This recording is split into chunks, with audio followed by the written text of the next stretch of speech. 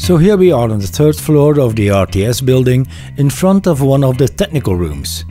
Inside we can see the old X-SAN they have been working with. It has 64 drives and a total storage capacity of 64 terabyte. This oversized system now has been replaced with a much more compact and silent ShareStation facility setup which has 40 drives, a total capacity of 160 terabyte and an aggregated bandwidth of 4000 megabytes per second. At the back of the system we can see the client connections. There are 12 10 gig E connections running over SFP plus fiber optics cable, which are the orange ones, and another 12 1 gig E connections running over Cat6.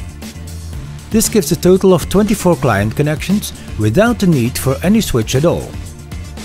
So actually the ShareStation connects directly to the RTS network patches, allowing any editing or ingest room to connect to the shared storage system, either over 10 gig E or over 1 gig E. To perform the stress test, we are running the Blackmagic speed test on many connections at once, saturating the server bandwidth with multiple simultaneous write and read actions over a long period. Here we are at the main ingest room, where two machines are writing and reading at average speeds of 450 megabytes per second each. The test allows us to see if all the clients still have a comfortable constant bandwidth while the server is being pushed to its limits.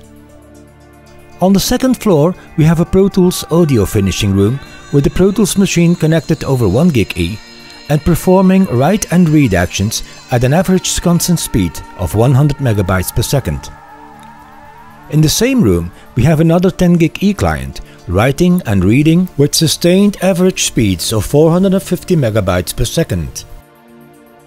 Further down the hall we have 5 editing rooms, each with the client machine connected to the ShareStation over 10 gig E.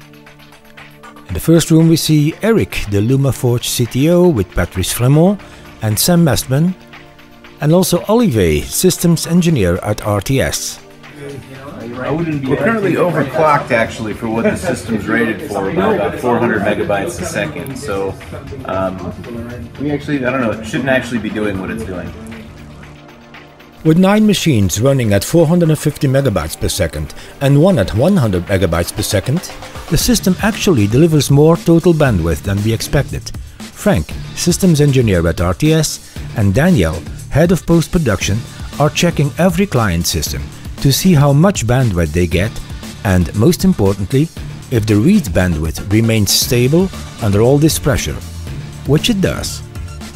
So while the stress test was going on, we also wanted to see if editing performance was at all affected while the server bandwidth was being saturated with all these write and read actions. We just stopped the speed test here. And we're like, all right, well, while all this is happening, we're basically saturating. We're still kind of overclocked. We're supposed to be right at the limit of where we're supposed to be able to go with these speed tests for this given system. I was like, well, how far can we go with video? So this is on top of about 4,000 megabytes a second being pulled across 9 other machines. We are currently playing back in real time 9 streams of Apple ProRes 422 HQ. Without issues. And you know, if I start and stop, there's pretty much 0 latency while this is happening.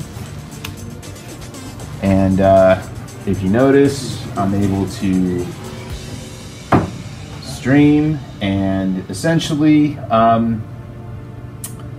you know, there's literally like no latency to this. This is 9 streams, and this is HQ, this is not a light codec. And this is with 9 simultaneous Blackmagic speed tests going on in the background on top of it. I'm actually surprised this is working, so this is somewhat exciting.